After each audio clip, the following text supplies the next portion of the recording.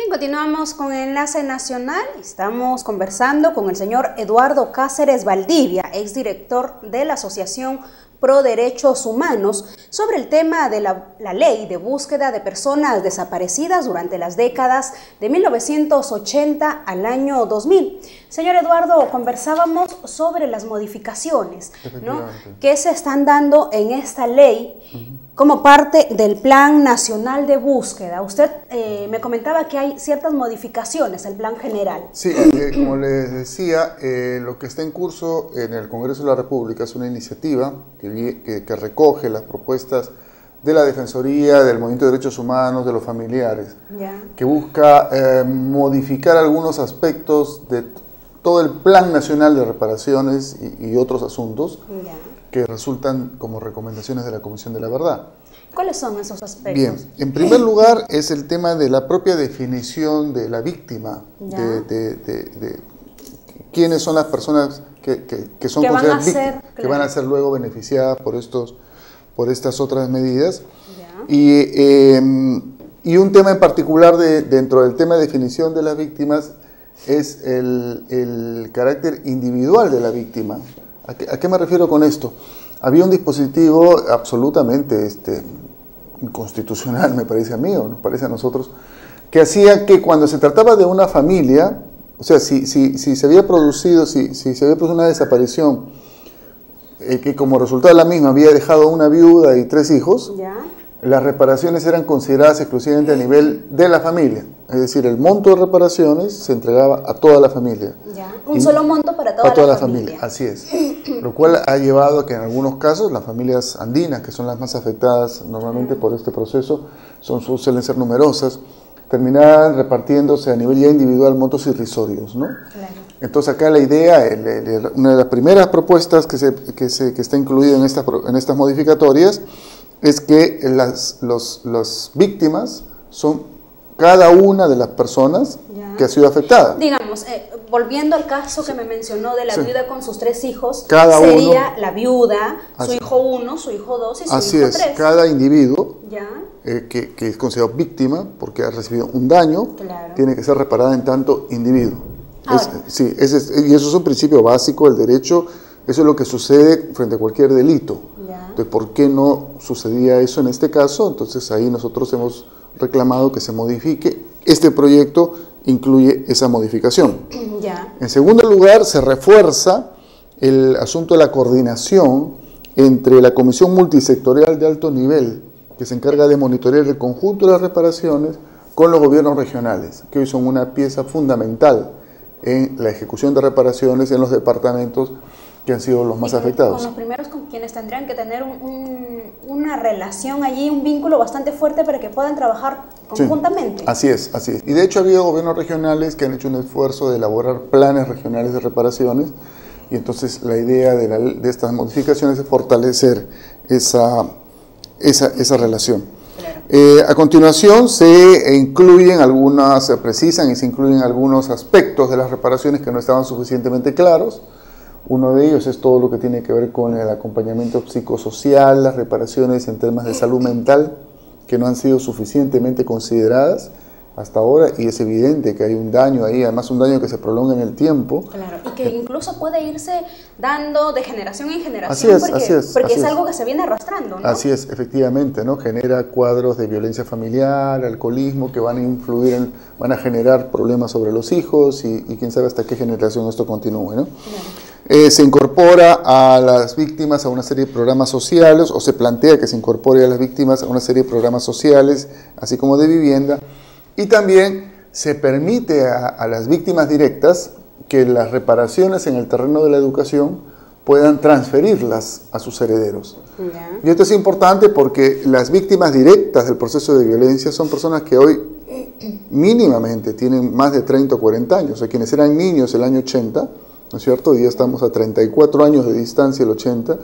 Digamos, alguien que ha sufrido un daño del 85-86, es una persona que si en ese momento tenía 5 años, hoy día tiene 34 años, ¿no es cierto? Entonces, no tiene mucho sentido ofrecerle a esa persona una reparación en el terreno educativo, ¿no? Claro. Bueno, en algunos casos en sí. algunos casos sí quizás, pero en otros no. Se le puede apoyar de otra manera. No, entonces no, lo que estaba planteado es que esa persona que ha sido víctima y que tiene derecho a una reparación en educación, la pueda derivar a sus hijos o a sus nietos. Ah, ya. Esa es la idea. Hay la facilidad. Esto propone que se dé la facilidad de que esta persona lo pueda. Así es. Por ejemplo, hay programas de becas en las universidades para hijos o familiares de víctimas de la violencia. Ya.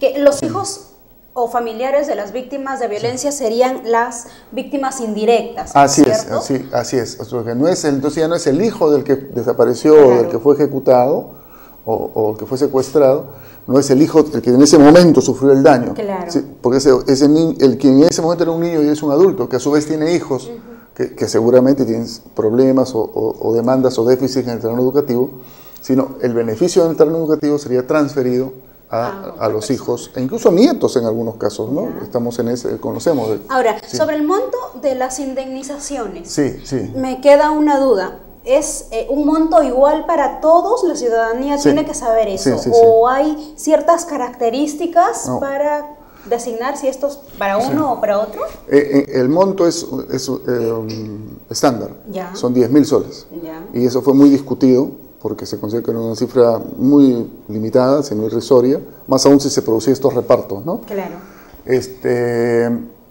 Y ya no ha sido posible seguir peleando para que esto se eleve.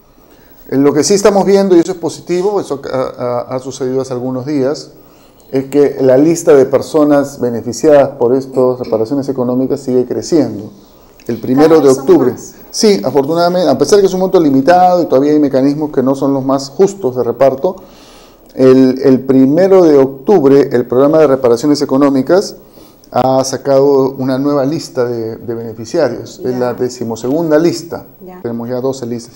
En este caso se trata de 17.625 personas que son consideradas, que califican como víctimas, que van a incorporarse a los mecanismos para recibir los 10.000 soles de indemnización económica, reparación económica. En este caso de las personas que viven en algún lugar de nuestro país y que quizás ellos no están muy al tanto de este tema, ¿cómo tienen que hacer? ¿Cuál es el procedimiento que tienen que realizar? Bueno, ahí tienen que, y esto ha sido bastante difundido en las zonas más afectadas, quizás no en todo el país, tienen que inscribirse en el Registro Único de Víctimas. Y hay un procedimiento. Ahí hay otro problema, y es que si bien el Registro Único de Víctimas continúa abierto, se dio un dispositivo que cerraba el acceso a las reparaciones económicas a partir de determinada fecha. Es decir, solo para los que estaban inscritos hasta, si no me equivoco, el 31 de diciembre del 2011, era factible acceder a las reparaciones económicas. Las personas que se inscribían luego podían acceder a otras reparaciones, salud, educación, servicio social, pero ya no a las reparaciones económicas. Eso obviamente es injusto, porque si es víctima, es víctima. Así es. Que se haya demorado, que haya tenido temor, que no haya encontrado cómo acceder, además normalmente no es culpa de ella o de él, tiene que ver con nuestro propio Estado, ¿no es cierto? Pero en fin, ese es un mecanismo que también se estamos planteando modificar, ¿no? ¿De qué manera usted cree que debe el Estado agilizar un poco más este trabajo y sobre todo dar esas facilidades para que no se dé esta brecha y se noten las diferencias de que para unos sí y para otros no? Bueno, ahí fundamentalmente es una inversión del Estado en términos de publicidad, en términos de que hayan más oficinas y funcionarios comprometidos con esto, y los propios gobiernos regionales, ¿no? Quizás un trabajo de información, pero más de cerca en los lugares, ¿no? Buscar casa por casa quizás a las víctimas. De hecho eso se hizo en los primeros años, claro, no lo hizo el Estado, lo hicimos los organismos de derechos humanos, la Defensoría, la Comisión de la Verdad.